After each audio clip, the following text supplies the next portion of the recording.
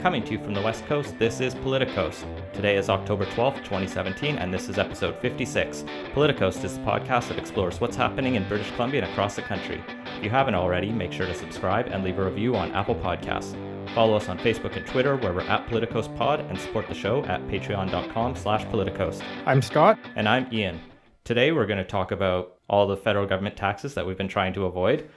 And we're going to talk about casinos and the scams that are happening there in BC. And of course, a roundup of quick takes. But first, we have to thank our premier sponsor, as always, Lindsay Teds. Thank you for helping make this show possible. And a quick reminder that if you're listening to this on Friday, when I guess I'll hopefully have this out, and you live in the city of Vancouver, so hopefully a dozen or so of our listeners, maybe that, remember that Saturday's voting day in the Vancouver by-election. You can find information on that at vancouver.ca/by-election. Or if you like using the phone, you can use 311 and you'll get the details, I guess.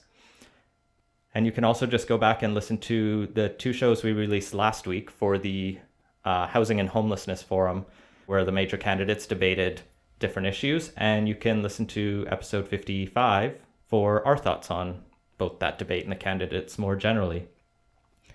And if that's not helpful enough, you can also find questionnaires that the candidates have responded to from groups like Abundant Housing Vancouver, the Vancouver Tenants Union, and the City of Vancouver's Renters Advisory Council on their websites, and we'll have those links in the show notes at politicos.ca. And if anyone knows any other questionnaires we should be mentioning, just tweet them at us and we'll retweet them, I guess. So for our first segment, a taxing headache, I think it's finally time we talk about these small business tax changes. Yeah, we've been kind of dreading talking about this because I think we both see this as a bit of a tempest in a teapot situation. And no offense to any tax economists who are listening, but they can sometimes be a very boring topic, especially when it's focused on such a narrow segment of the population, which neither of us are in. So it's not that we can't talk about issues that don't affect us, but we don't care as much about them. But since the Liberals announced their proposals in July, it's grown and grown as an issue. And I don't know whether that's the effective lobbying efforts of doctors and other high-income individuals, whether it's the Conservative Party taking it up as the issue they're going to die on, or maybe win the next election on, or if just the media loves finding the tax and spend Liberals as a narrative. Do you want to run us through the basics of what the Liberals are proposing? So the Liberals are looking at changing how small business taxes work in the country, and they've put out this proposal before it goes to consultations, committees, all of that stuff. So this is kind of the first public step in it, and specifically, they're looking at changing the rules around passive investments held within a company, the capital gains taxes, and income sprinkling, basically where you get to pay out dividends to family members. About 50,000 families that use this, and basically the income sprinkling is where a family member is not actually involved in the company's day-to-day operations and that sort of thing, still gets paid a dividend out of the company.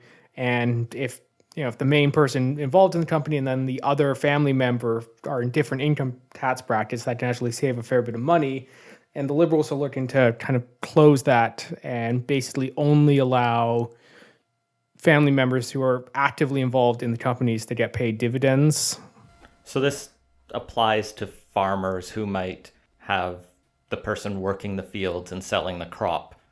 Like my dad's a farmer and he's self-incorporated, so he could, if he had a bumper crop one year and actually made probably over $150,000 or something like that, write off some of that income as my mom's or even my brother's because he still lives at home, and just basically say, doesn't even need to say they worked the farm or helped in any way, just splits that, and that lets the tax be split. It's a sort of income splitting, which is a separate issue. Instead, the Liberals are looking at a, quote, reasonableness test that would more see if, like you said, their those children and partners are actually contributing to the business. And then you would be able to deduct a reasonable salary. And what's reasonable, I guess is your partner working as a receptionist? Well, then they can deduct whatever a receptionist makes, 40, 50,000 a year maybe, depending on the place, from their total income. This is big with doctors because a lot of GPs are self-incorporated and they run a small clinic and want to be able to find ways around paying taxes like we all do. These have been characterized a lot as loopholes and closing loopholes, but that gets a bit iffy because they're not they're not illegal. These are features almost of the tax that were put into the tax code. And I think the big issue that the Liberals are going after, and what the NDP would be supportive of saying, is these are tax forgivenesses almost for not actually contributing anything additional.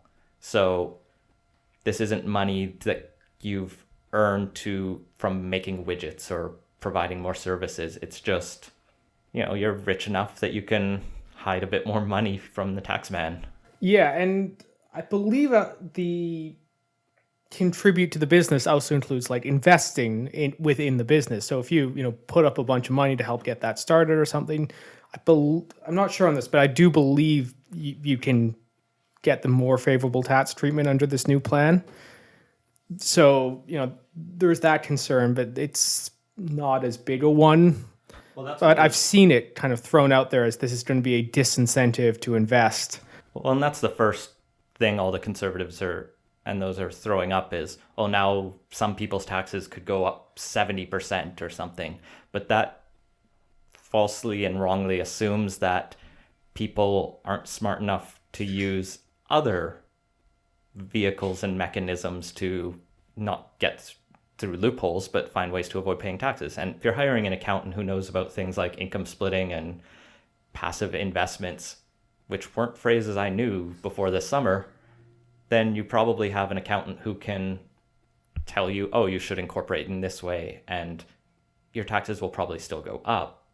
But the worst case scenarios are overplayed, I think. Yeah, and in theory, people making kind of upper middle class income can be affected by this.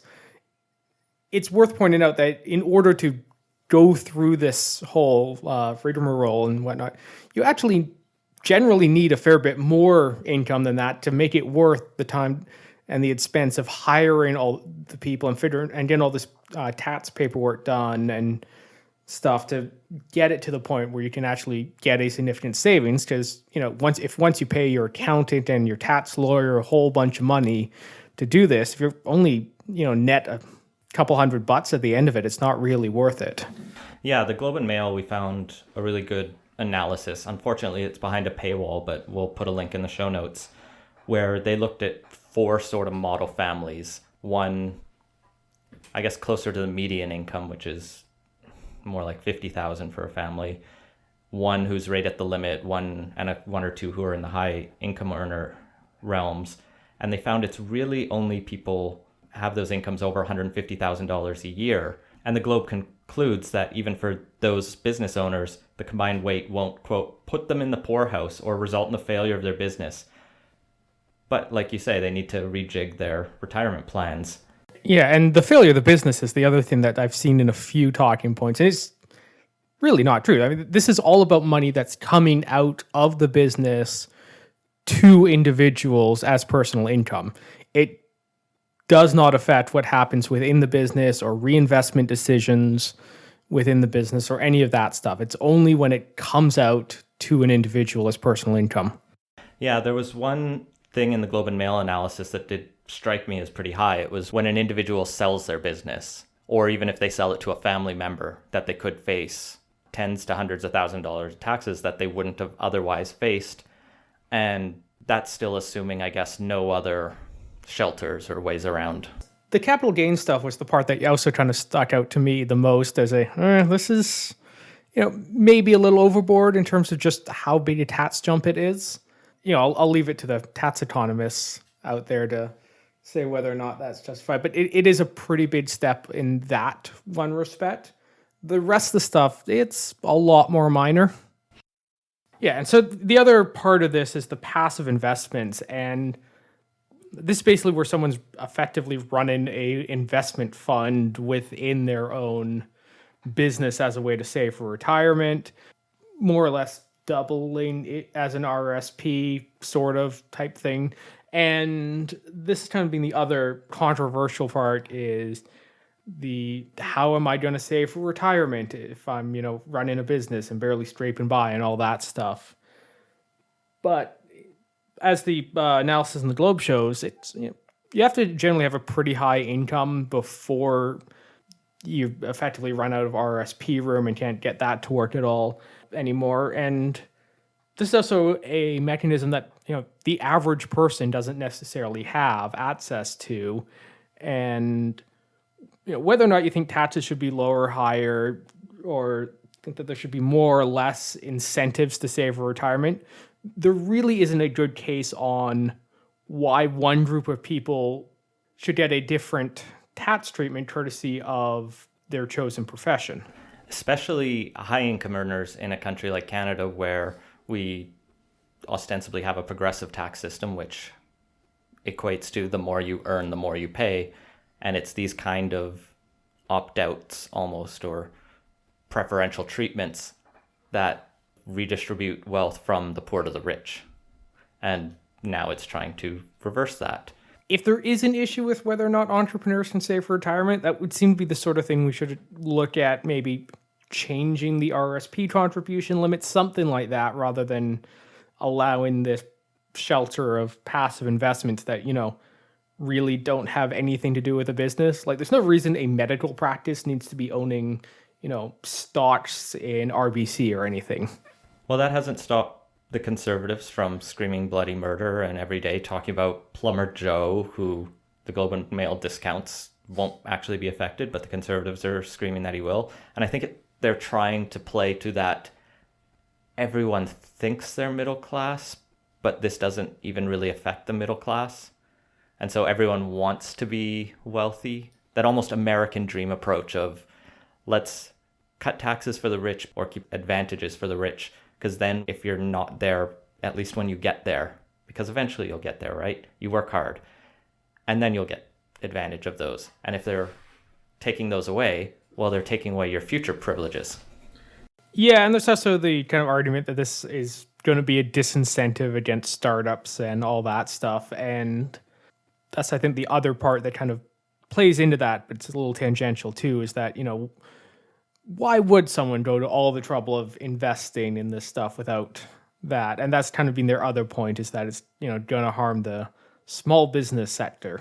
I think the smartest thing I've seen anyone say about it, and I'm sure this will make our tax economist friends happy, is the entire tax code should probably be just rewritten from the ground up. But barring that, I'm fine with minor tweaks like this that try to at least bring some more fairness to this. But in spite of all of that, the anger has even convinced Liberal MP Wayne Long to go against the party on this, and he actually voted against it on one, I think, sending the idea to committee. So Long is the former president of Scotiaview Seafood Inc., which is a small seafood brokerage company. So he personally knows firsthand the struggles of small businesses and believes that this is fracturing the caucus. Meanwhile, you had Liberal MP Wayne Easter calling the communications plan for it god-awful. I think a number of other MPs are kind of disappointed at the Liberals' comms. Maybe they're fine with the plan itself, but just don't think the fairness arguments are getting through. Yeah, and that's actually been the most kind of interesting part of this, is just how badly the government's fallen down on the comms aspect. Like, it's one of those things that you think would be an easy sell, make the tax code fairer, all of this stuff. And the Liberals, in theory, should be able to sell that pretty well. Like, it's keeping with their brand. It's should be the sort of thing Justin Trudeau could easily sell, and they've just not had a good go of it. And one thing I think I've heard from NDP and progressive think tank circles is initially I think they all thought this was going to be a sleeper issue that would just kind of sail through. And being on the more left side, they didn't want to openly applaud the Liberals lest they drag in conservative ire to it or just almost waste their time applauding the Liberals. But then the backlash came and groups like the CCPA and others had to put together their, actually, these aren't bad changes. We actually like them. Then they're playing defense because they didn't want to do the Liberals' offense for them. Yeah, I do think they underestimate, the Liberals in general, and almost everyone, in fact, underestimated how much of a backlash there was going to be. But they probably shouldn't have, because, this does affect some fairly influential groups. The Canadian Medical Association, farmers, and, on one hand, you kind of got to applaud the Liberals for going after this because, politicians in this country have, a giant hard-on for small businesses, and it's the sort of thing that is not what you would expect a typical politician to go against. And for that reason alone, they probably should have expected some pushback on this. I've really questioned the farmer's line. Like, having come from a small family farm, there were a lot of years where I think we didn't make any money because hail destroyed all our crops. So my dad had to rely on crop insurance to basically allow him to seed the next year. And we were never rolling in the money. A lot of farm money does go back into it. So I feel like there's this almost two level. There's the family farm where it's literally one or two people working it. And then there's the increasingly corporatization of farms just because it's so much easier too. And I think they're the ones who are benefiting from this. But maybe I never looked at my family's books, so maybe my dad was benefiting from these things. Yeah, I've seen some numbers that suggest that farmers, or at least some farmers in particular sectors, are generally fairly well off. But those are probably the dairy farmers and farmers who own large tracts of land. Yeah, we just had some wheat and canola, and that doesn't pay the bills, I guess, or pay a lot of bills. So circling back to Wayne Long, as punishment for his breaking of ranks, the Liberals have removed him from 2 committee positions: the Standing Committee on Human Resources, Skills and Social Development, and the Status of Persons with Disabilities, as well as the Standing Committee on Access to Information, Privacy and Ethics. So when you vote against your party, especially when your party's in government, on what's one of its signature things it's trying to push through, you have to expect some consequences. I'm actually surprised they didn't fully remove him from caucus. I think that might be a bit overkill.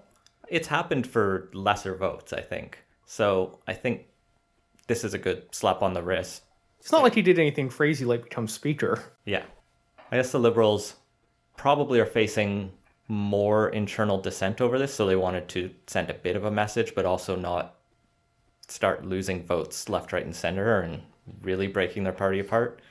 And having independents can be a bit of a risk. The Liberals have a strong majority, but you don't want to lose it through by-elections and kicking people out of your party. But despite the Liberals' flubbing of the communication rollout, ECOS did do a poll around the end of September, early October on this. They actually called up 4,800 people, which is more than double what I usually see in these polls. So credit to them for really caring about this. I'm hoping they asked other questions, but they did find a plurality supported the Liberals' proposals. 49% of Canadians said they were in favor of this to 44% who are opposed, which is actually closer than I'd expect given all the rhetoric. I thought for how much has been covered on this, all you'd know is it's kind of bad. I guess maybe there's not that much sympathy for doctors. Polling on these issues can always be kind of interesting. When C-51 was first being rolled out, the Conservatives' anti-terror legislation, a majority did support it, and then the Liberals and NDP especially hammered on it for so long that public opinion actually did swing. And so I think that 44% against has come about through the Conservatives and these lobby groups making their case frankly, pretty effectively. Whether they'll be able to get a majority opposition to this and potentially move the Liberals to roll back. I know the Liberals have already talked about changing some of the rollout. They've said they'll loosen a bit of the rules and play with it because it started as a white paper and now it's moving more toward legislation. I'm not sure it's actually become a bill yet. No, I believe they've just started the consultations on it within the last week or two. So yeah, as far as I know, there has not been a bill introduced yet for this, just a proposal out there. But that's not the end of the Liberals' tax troubles. This last week, the CRA announced they were going to be looking at employee discounts as a taxable benefit and kind of enforcing the rules on that. So, if you work at a store and, get 10% off merchandise or something when you buy there, according to the CRA, that would now be taxable and employers would have to track that. People would have to report on their income taxes. It would be just another taxable benefit that would now be, enforced and taxed. So the Income Tax Act under subsection 6.1 says that a person's annual income should include, quote, benefits of any kind, whatever, received or enjoyed by the taxpayer by virtue of their office or employment. So the CRA and the bureaucrats have to take the language in the Income Tax Act and interpret it. I'm familiar very well with how much interpretation they've read into the very small amount the Income Tax Act has to say about charities and a whole bunch of past court rulings. But this is one of those cases where they go, all right, what does that mean when it comes to your employer offering you 15% off shirts at Forever 21?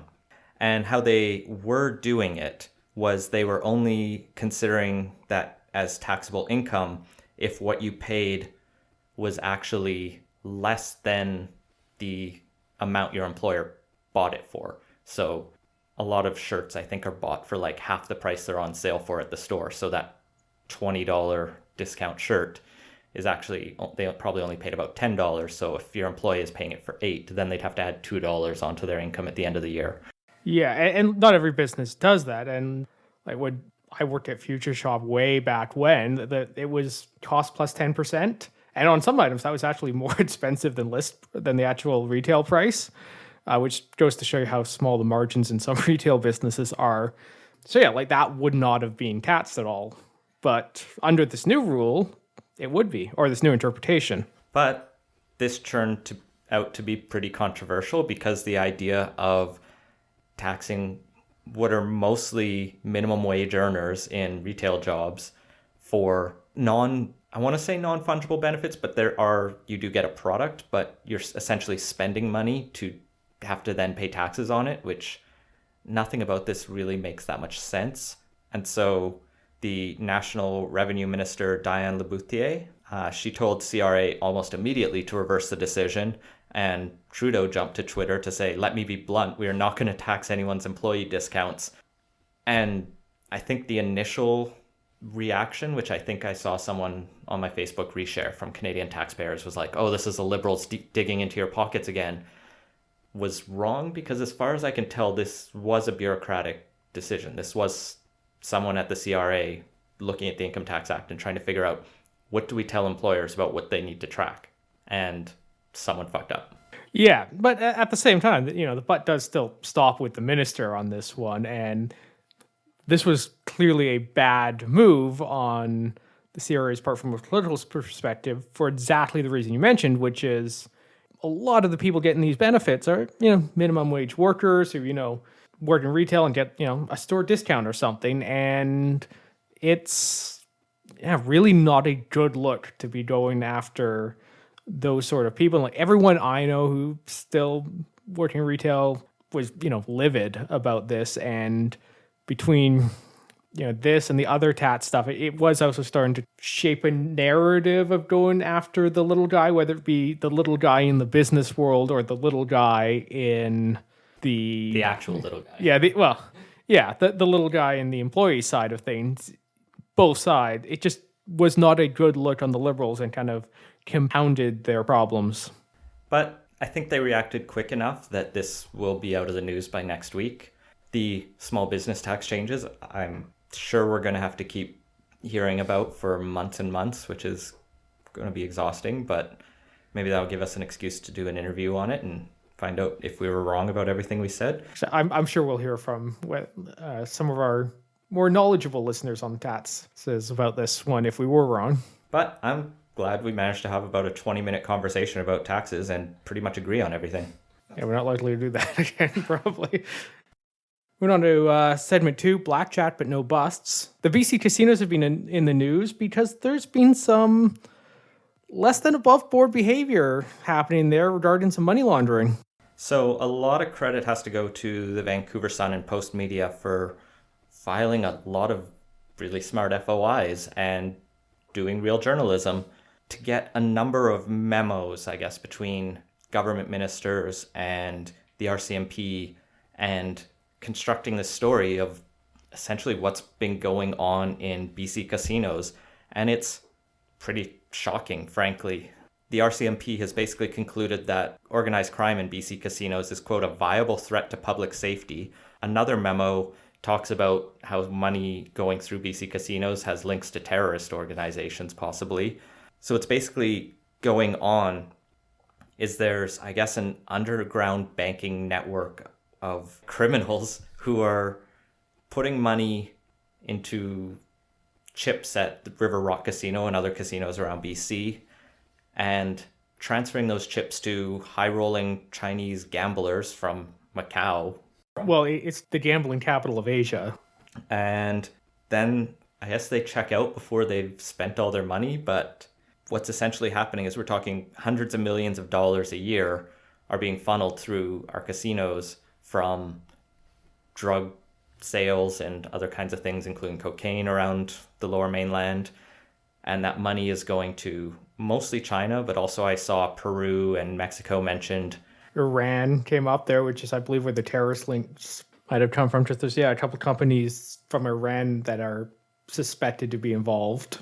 And one of the memos mentioned that the amount of money going through in 1 year accounted for 10% of BC's casino revenue for the government, which is an incredible amount and almost a disincentive to crack down on it when you have that much money flowing into the government. And it turns out that one of these memos even warns that it was the BC Liberals who in 2009 decided to disband the integrated illegal gambling enforcement team that we had. And Mike De Jong, who was finance minister in 2016, received warnings about this. And these memos all came out around April or spring this year. So there's this large amount, and it seems like it's mostly on the BC Liberals, but now they're in opposition, so it's the NDP that gets to deal with this. And David Eby is basically, as Attorney General, has hired Peter German, who's a former Deputy Commissioner of the RCMP, an expert on money laundering and now a lawyer, to do a full independent review of this and try to come up with some kind of idea of how to crack down on this. I guess a couple times it's fallen down a little bit when casinos try to track how much cash people are coming in through. Like if someone walks in, says, oh, can you convert this $100,000 to chips? They might go, where did you get that $100,000 in cash? Not like through a bank account. I don't go to the casino, so I don't know how these things work. One of the individuals mentioned in the story here, it was explicitly noted that he was doing a lot of this in small bills too, which is also suspicious with that high volume of money, but in small bills. This is like bad crime movie level of ridiculous, like walking into a casino with a briefcase full of 20s and being like, please convert this to chips. Here you go, sir. Oh, I'm going to cash my chips in now. Everything up here is above board. And this is, I guess, just what's been going on. I did see notes that this is not something that happens anywhere else in Canada. It's just another part of our fun Wild West reputation, I guess. And I'm not sure either of us have any hot takes or political analyses to offer here other than this is ridiculous and seems like it's going to be a mess for everyone to deal with. Yeah, I expect it's going to fall more on the Liberals because not only did it happen during their tenure, but the decision to disband the Integrated Illegal Gambling Enforcement Team was probably not a good decision in retrospect. and it's just not a good look for them. And Mike de Jong is now running for leader, isn't he? Yes, he is. So this is going to be one of those questions that's likely to dog him a bit on the campaign trail. Meanwhile, the BC NDP and David Eby himself are already busy with a number of other scandals and issues. BC Hydro's a bit of a mess. ICBC is an absurd mess, and now that he has to add on fixing BC Lottery Commission, when they also have other things they promised to do, and they have to deal with the federal government's marijuana legalization, it's a busy year for Mr. Eby. Well, moving on to quick takes. Speaking of people who are involved in the BC Liberal leadership race, Todd Stone has officially launched his leadership bid on Tuesday, becoming the 8th candidate. We've already talked a bit about him because it was not really a secret that he was going to join, but now it's official. Yeah, so he's the former transportation minister and MLA for Kamloops South and is currently the municipal affairs critic.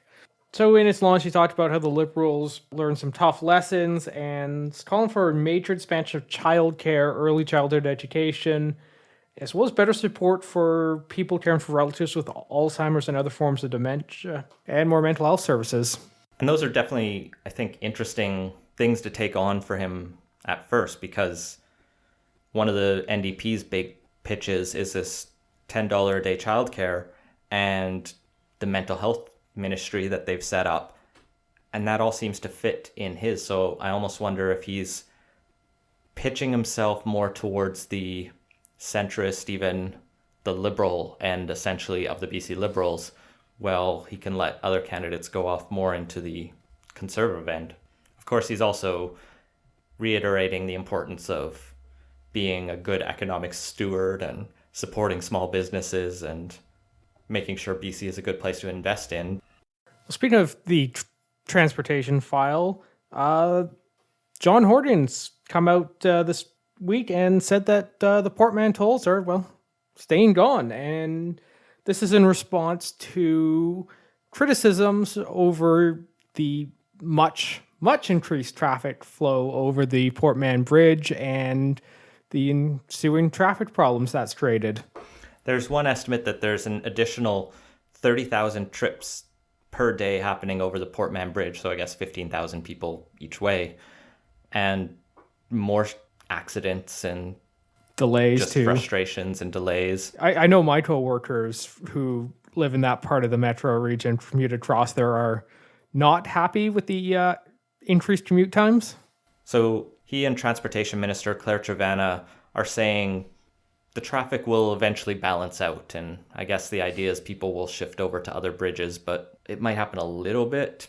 But I think it's still going to be, it's a nice bridge to drive across. So it's going to be high volumes in high times. And the history of road expansions, which this was, is they tend not to just even out. And now that there's more lanes accessing south of the Fraser, you get more people trying to cross there because it becomes more economical to live out there and commute in. All of these things just add to more congestion and more road trips. And I think this is a pretty clear case of how road pricing keeps traffic down. Just before the tolls were removed, traffic over the bridge was much more manageable, and now there's less incentive to bundle your trips across there together or avoid an unnecessary trip to Burnaby or whatever. And with the tolls gone, people might have carpooled before, now driving solo because it's just not worth the hassle. I really wanted to say every trip to Burnaby is unnecessary, but I don't actually have anything against the town. It just felt like an easy dig. What was interesting in the article, though, is Horgan, I guess, was asked about road pricing and whether it could ever come back in some form, maybe on a, let's say, more sensical form than just here's two random bridges that are new and deserve to be tolled. And he said that's an issue being addressed by the Mayor's Council currently, and we're going to await that consultation and see what they have to say. So he didn't actually rule it out and seemed reasonably open to just listening to what the mayors have to say. And if they say we need a downtown congestion charge and toll all the bridges, he might have somewhat talked himself into a corner there, unless... Yeah, I'm wondering how much of this is just the NDP not wanting to pick a fight with the Metro mayors at this time. Because road pricing is one of those things that doesn't always sit well with kind of the NDP's end of the spectrum. Well, the big platform commitment they made in the election was to get rid of these tolls, and they got rid of them, and it's not something I see them going back on without some better plan or more equitable plan that they could pitch besides, oops, we fucked up, let's put tolls back on these two bridges, and there's a lot of voters who call them flip-floppers. Yeah, the real lesson I think out of this is they should have told the other bridges rather than only have the two tolled, but, nobody was running on that one. At least it was a better plan than let's cap tolls at a certain point, because then we just reward people for driving more or not at all. Well, moving to other crossings, there's controversy with the RCMP this week, as it turns out they have a special interview guide that they've been using for asylum seekers who've been crossing into Quebec through one of the illegal border crossings.